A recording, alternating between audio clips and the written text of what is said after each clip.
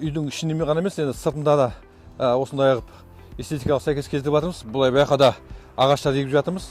Сонымен қатар шұқырлардың бәрін тегістеу үшін құмдар төгіп, осы жерде де тегістейміз. Бұл енді айналып келген кезде қала ортақ үйіміз ғой. Бәрін тұсап қарауымыз керек. Сосын балдарды да осындай ерте бастан осындай жұмысқа баулуымыз керек.